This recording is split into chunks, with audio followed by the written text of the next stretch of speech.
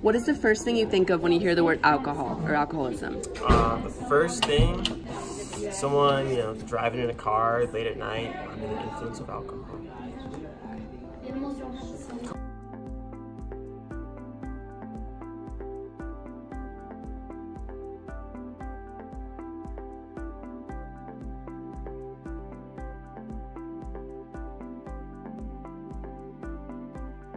Do you know what could lead to alcoholism? Depression.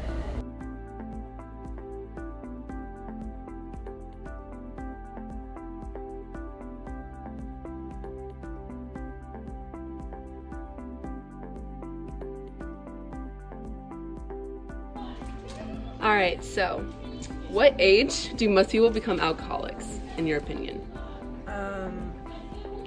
I would say for like really bad areas, I feel like it depends on the area, but if for really bad areas, I think that kids may become alcoholics when they're young, maybe around 14 to 15 if they're having trouble in school.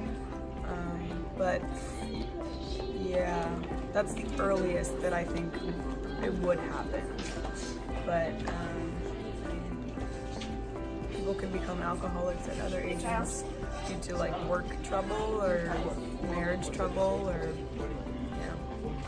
but I think around 14, 15 some kids would become alcoholics.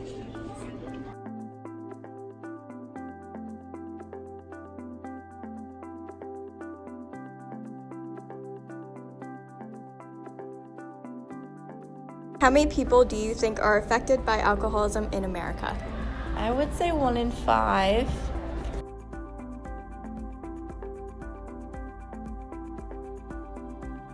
Do you know the 3 stages of alcoholism? If you do, please describe each. I may know them, but I can't describe them. Or you can just list them. Doesn't really matter. Depression, anger, and I don't know. Okay.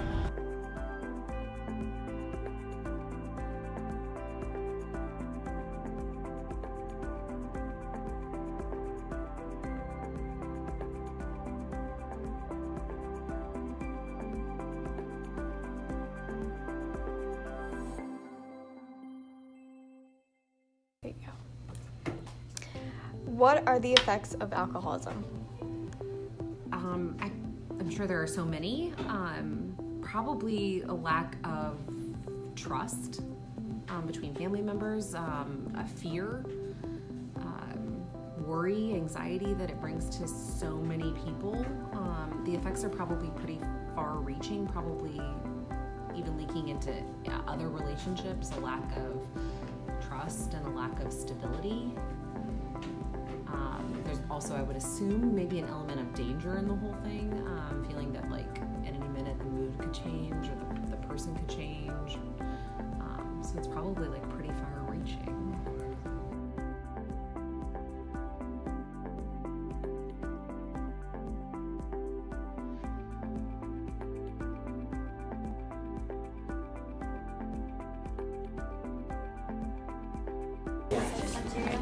What would you do if you had an alcoholic parent or family member?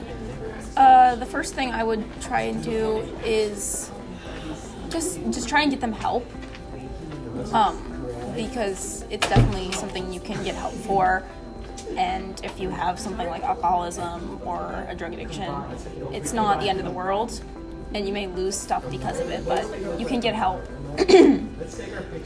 So yeah, that'd probably be the first thing that you would try and do.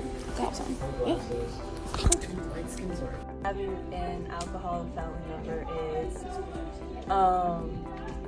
kind of just the kids and maybe like the spouse feeling kind of like they aren't important in that person's life anymore. Like they don't feel like they are loved as much anymore because they're replaced by the alcohol in their life, and so just basically their not confidence, but like how much they feel loved is lessened, and that kind of affects the whole entire family in general.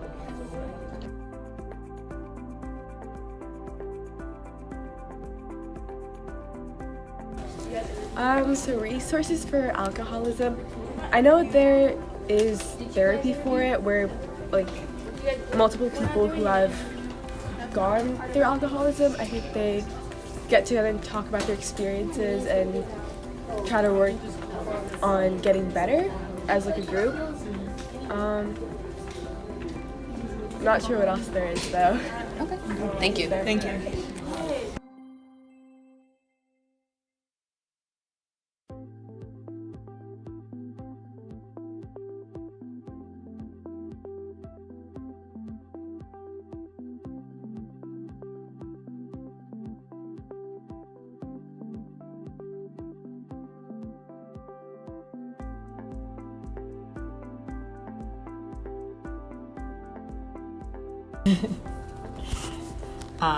So the question is, are you affected personally by having an alcoholic parent or family member?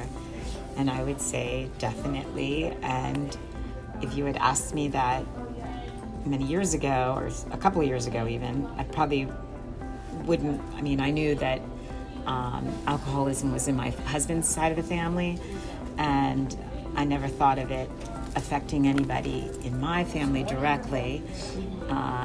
And then we ended up having to confront an issue that got a little bit crazy with my son, and we didn't know.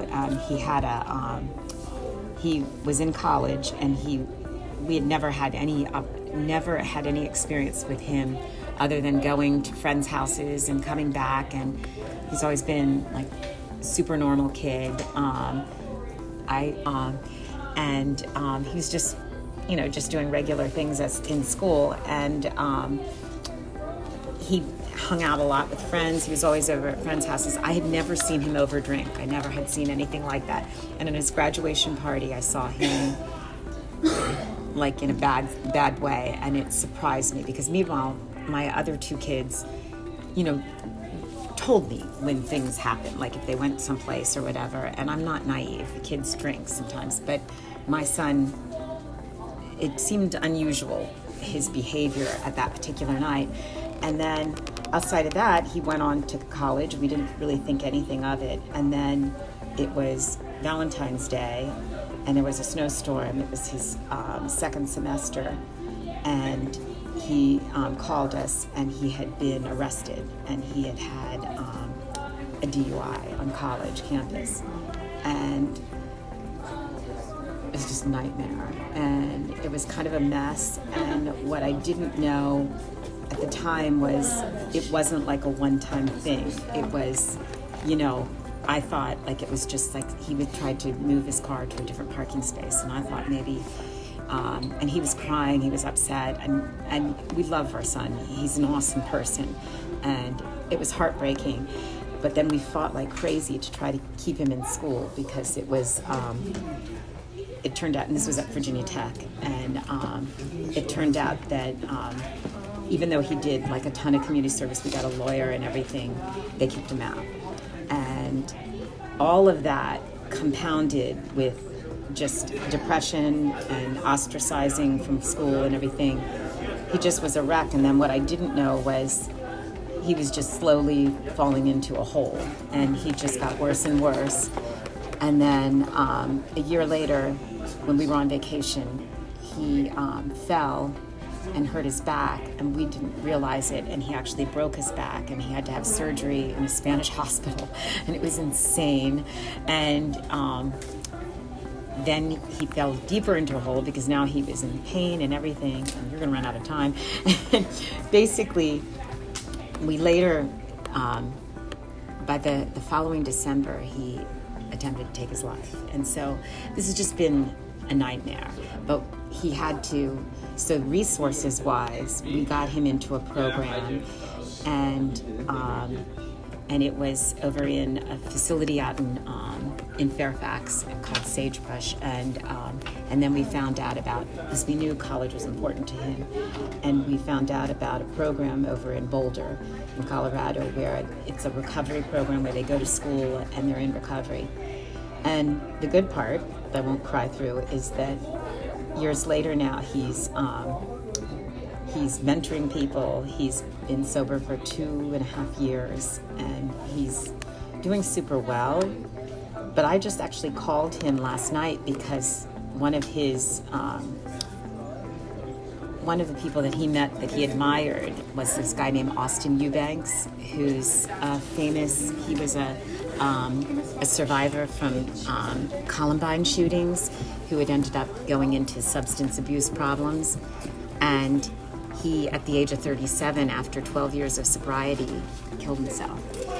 And so I think the very long answer to this short question is that I don't think you'll ever relax. You'll always feel nervous about it. It's just, it's a disease, and you don't realize just how it can affect even the smartest, coolest kids that you really love. But, yeah. So it's not always easy having an alcoholic parent, just because like when they are like actually like drunk or tipsy or whatever, like it's almost like they're not there. Like it's not your actual parent that you have. It's more just like this other stigma, or not stigma, this other like personality that like it just kind of irritates me. It's not honestly that bad because it's really not all day, every day. She can, like my mom, she can get through the day without having alcohol, but like it's always at night that she actually starts drinking. It's definitely a disconnect. I feel a disconnect whenever she is, because like I don't want to be around her because she just is, I don't know, it's kind of more like an annoying thing, but I don't know. It's gotten worse over the years, so we'll see how that happens, goes on.